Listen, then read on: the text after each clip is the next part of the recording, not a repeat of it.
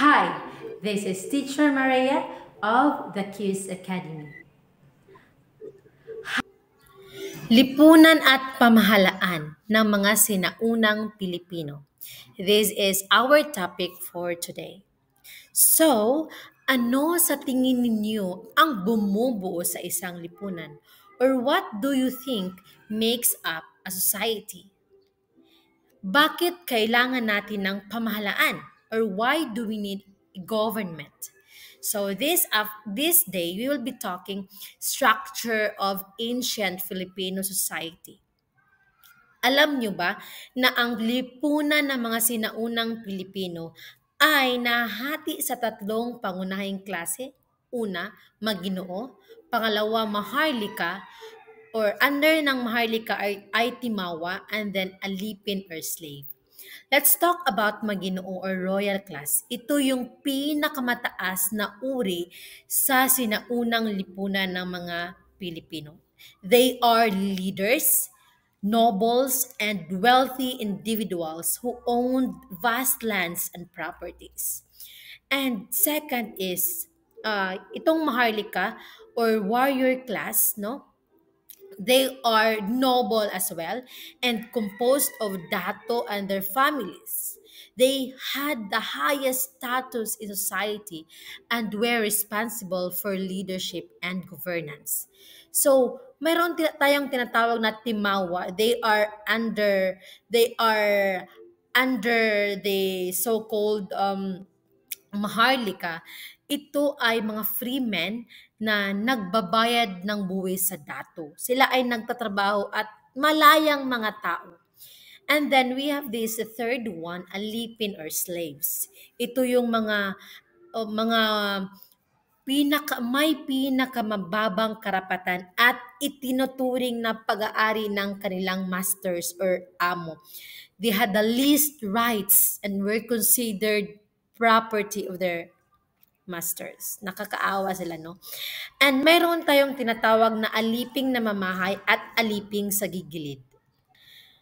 So, ang aliping na mamahay or household slaves, sila ay nagtatrabaho within their master's household. And they were often tasked with domestic chores such as cooking, cleaning, and childcare. So, nasa bahay sila nagtatrabaho. At itong aliping sa gigilid or field slaves, ang mga ito ay nagtatrabaho sa mga bukirin o sa agrikulturang gawain. Their tasks include farming, planting, harvesting crops, and tending livestock. And you know what? They live separately from their masters and had more limited contact with them compared to the household slaves. So, narito ang mga roles and responsibilities. Dato or chieftain, sila yung responsible for governance and protection of their people. So sila yung nagpuprotekta sa kanilang mga tao. And then babaylan or dato sila yung mga leaders, no? At itong babaylan, sila naman ay tinatawag na spiritual leaders or mga pinuno spiritually sa kanilang community. At mandirigma or warrior, sila naman yung nagpoprotekta sa komunidad. So they are very important in their society because they protect, no? They protect their community. So narito ang pamahalaan or mga batas, no? They have in the barangay, ito yung pinakamaliit na unit political at pinaka-importante, no? The barangay ay pinamumunuan ng isang dato. Meron silang Code of Calintiao or ito yung tinatawag nating pinakaunang set ng mga batas sa Pilipinas nung unang panahon, Code of Calintiao. And then they have also Kodigonim Hammurabi is the oldest and most well-preserved legal documents from ancient Mesopotamia. And you know what? It was created by King Hammurabi. So, sultan or sultanato, ito yung isang Muslim na pinuno na may political, militar, at kung minsan ay relihiyosong kapangyarihan sa isang teritoryo. So ang mga sultan ay naghari sa rehiyon ng Gitnang Silangan, Timog Asya at Timog Silangang Asya. So ang sultanato naman ay kanilang tinatawag na teritoryo. So we have also lakan or dato, no? Sila yung namumuno sa barangay. Nowadays, we call them kapitan. And we have also alkalde or mayor. But nung unang panahon, they have dato or lakan. At nung unang panahon, ang mga tao ay nagbabayad ng buwis at sumusunod sa utos ng mga sultan. Tulad din natin ngayon, no, nagbabayad din tayo ng buwis at we are following our leaders like our president, our mayors, our barangay captains. And then, bakit nga ba mahalaga ang pag-aaral sa topikong ito? Dahil upang maunawaan ang kasaysayan at kultura ng ating batas.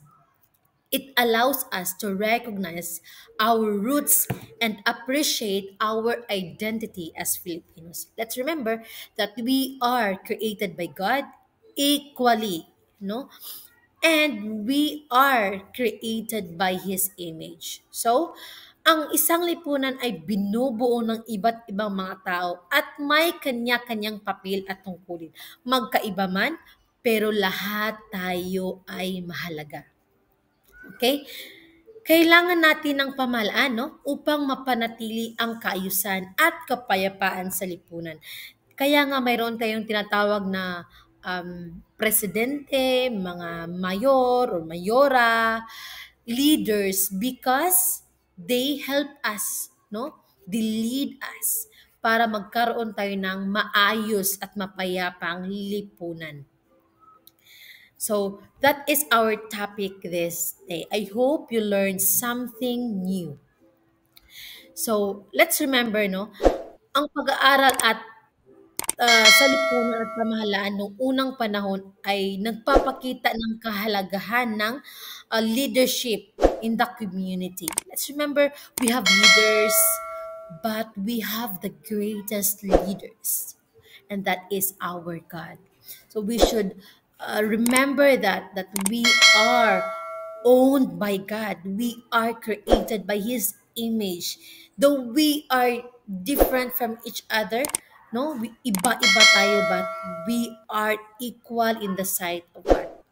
And we are created in His image. And we are under God's provision. And remember, we are tasked to respect our leaders. At the same time, we are to respect our God. No? Ang paggalang sa mga pinuno ay makikita din noong unang panahon, no? Sila ay gumagalang, tayo din ay ganito, ganyan din ang ating responsibilidad. So sana marami kayong natutuhan sa araw. Thank you for watching. I hope you learned something new today. Thank you for watching. I hope you learned. So don't forget to comment down below what will be our next topic. And don't forget to share this to your friends.